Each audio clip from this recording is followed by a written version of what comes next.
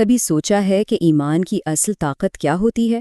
ایک ایسا یقین جو موت کے سامنے بھی نہ جھکے۔ آج ہم ایک ایسی ہی کہانی سنیں گے، حضرت دانیال علیہ السلام کی کہانی۔ یہ قصہ شروع ہوتا ہے آج سے بہت پہلے، 6 صدی قبل مسیح کے ایک بڑے ہی ہنگامہ خیز دور میں۔ ذرا تصور کریں کیا ہو جب ایک پیش گوئی ایک ننھے سے معصوم بچے کو وقت کے سب سے طاقتور بادشاہ کا دشمن بنا دے۔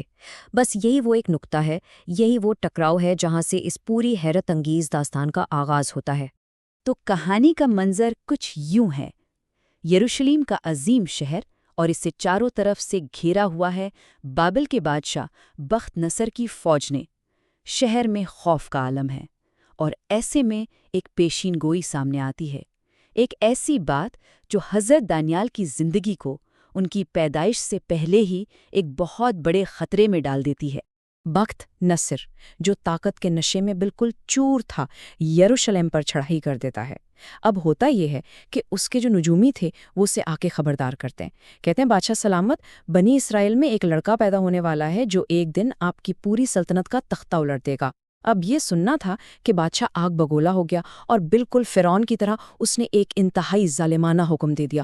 حکم یہ تھا کہ بنی اسرائیل میں جو بھی لڑکا پیدا ہو اسے فوراً قتل کر دیا جائے۔ اب جب یہ ہولناک حکم حضرت دانیال کی والدہ تک پہنچا، سوچیں اس ماں کے دل پر کیا گزری ہوگی۔ انہیں ایک ایسا فیصلہ کرنا پڑا جس کا کوئی تصور بھی نہیں کر سکتا۔ اپنے جگر کے ٹکڑے کو ان جلادوں کے ہاتھوں سے بچانے کے لیے وہ رات کے گھپ اندھیرے میں شہر سے نکل پڑیں، اور ان کی منزل کہاں تھی؟ ایک ایسا خوفناک جنگل جہاں ہر طرف خونخوار درندے گھومتے تھے۔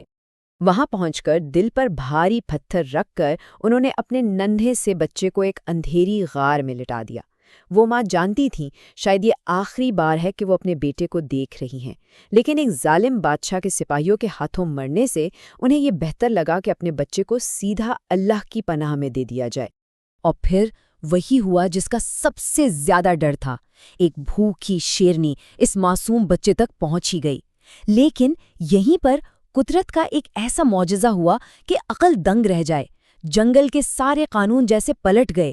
اس شیرنی کی جو فطری درندگی تھی وہ ایک دم ممتا میں بدل گئی، اور وہ حضرت دانیال کو اپنے بچوں کی طرح پالنے لگی، انہیں اپنا دودھ پلانے لگی۔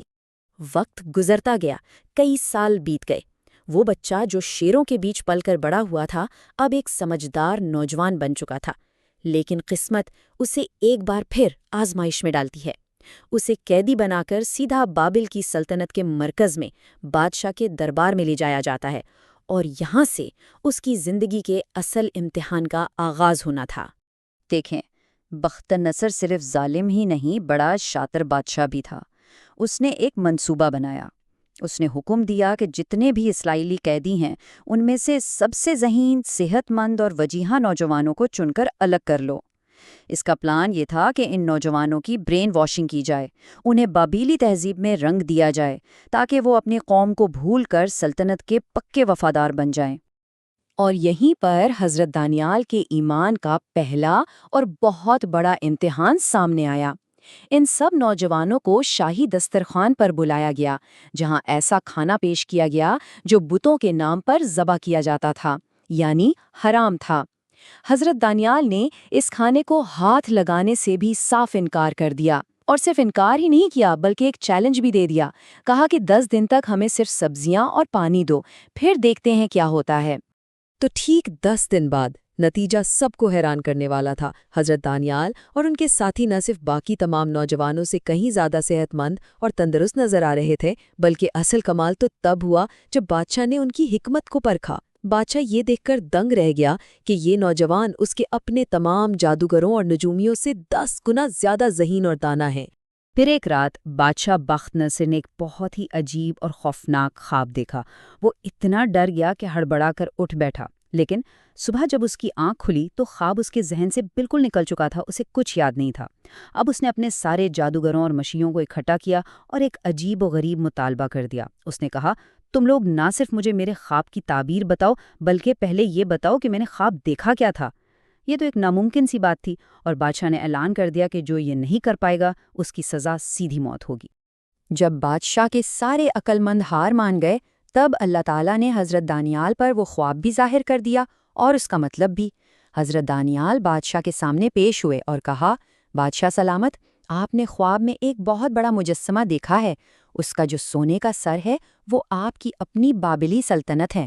اس کے بعد جو چاندی، تانبا اور لوہے کے حصے ہیں وہ آنے والی عظیم سلطنتیں ہیں، فارسی، یونانی اور رومی۔ اور آخر میں آپ نے ایک پتھر دیکھا جو ان سب کو توڑ کر ریزہ ریزہ کر دیتا ہے۔ وہ پتھر اللہ کی بادشاہی ہے جو ہمیشہ قائم رہے گی۔ اب حضرت دانیال کی اس کامیابی اور عزت نے دربار میں موجود دوسرے وزیروں اور مشیروں کے دلوں میں حسد کی آگ بھڑکا دی۔ وہ یہ برداشت نہیں کر پا رہے تھے کہ ایک قیدی ان سے آگے نکل جائے، تو انہوں نے آپس میں مل کر ایک خطرناک سازش تیار کی، ایک ایسا منصوبہ جس کا ایک ہی مقصد تھا، حضرت دانیال کی موت۔ ان حاسدوں نے ہر ممکن کوشش کی کہ حضرت دانیال کے کام میں کوئی نہ کوئی غلطی، کوئی خامی نکالیں، لیکن وہ اتنے ایماندار اور قابل تھے کہ انہیں کچھ بھی نہ ملا۔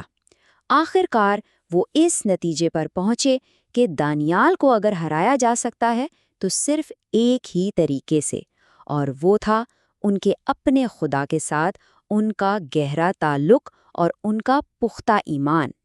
تو ان سازشیوں نے ایک جال بچھایا۔ وہ بادشاہ کے پاس گئے، اس کی خوب جھوٹی تعریفیں کیں اور اسے باتوں میں لگا کر ایک نیا قانون پاس کروا لیا۔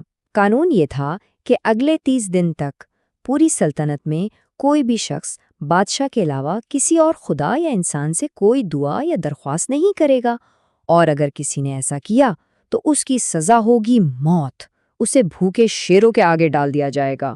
جب یہ شاہی فرمان حضرت دانیال تک پہنچا تو انہیں اچھی طرح معلوم تھا کہ یہ جال انہی کے لیے بچھایا گیا ہے، لیکن ان کے چہرے پر خوف کا شائبہ تک نہ تھا۔ وہ بالکل اپنے معمول کے مطابق اپنے گھر گئے، یروشلم کی سمت والی کھڑکی کھولی اور اپنے اللہ کے حضور دعا کے لیے جھک گئے۔ انہوں نے کچھ بھی چھپانے کی کوشش نہیں کی، اور بس سازشی تو اسی ایک لمحے کا انتظار کر رہے تھے۔ انہوں نے فوراً حضرت دانیال کو گرفتار کر لیا۔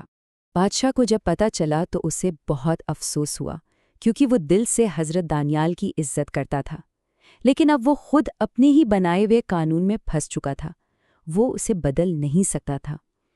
تو انتہائی بوجھل دل کے ساتھ اسے حکم دینا ہی پڑا۔ حضرت دانیال کو بھوکے شیروں کے اس خوفناک گھڑے کی طرف لے جایا جانے لگا۔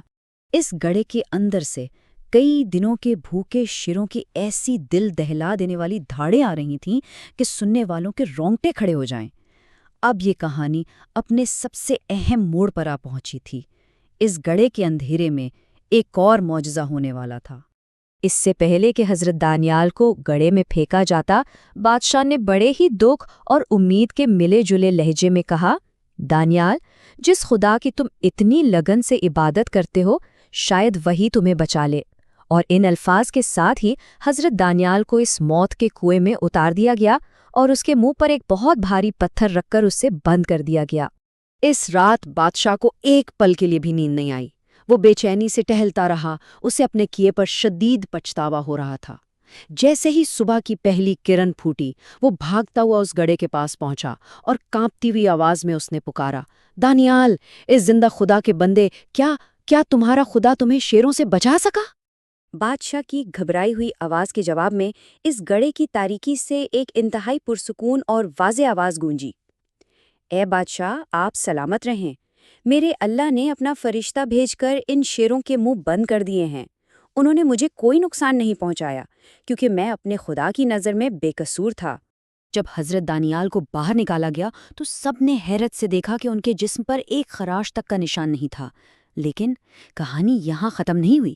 انصاف کا ترازو ابھی برابر ہونا تھا۔ بادشاہ نے فوراً حکم دیا کہ جن لوگوں نے یہ سازش کی تھی ان سب کو ان کے خاندانوں سمیت اسی گڑھے میں پھینک دو۔ اور کہتے ہیں کہ وہ لوگ ابھی زمین پر گرے بھی نہیں تھے کہ شیروں نے انہیں چیر پھاڑ ڈالا۔ تو یہ کہانی ہمیں ایک بہت گہرے سوال پر لا کر چھوڑ دیتی ہے۔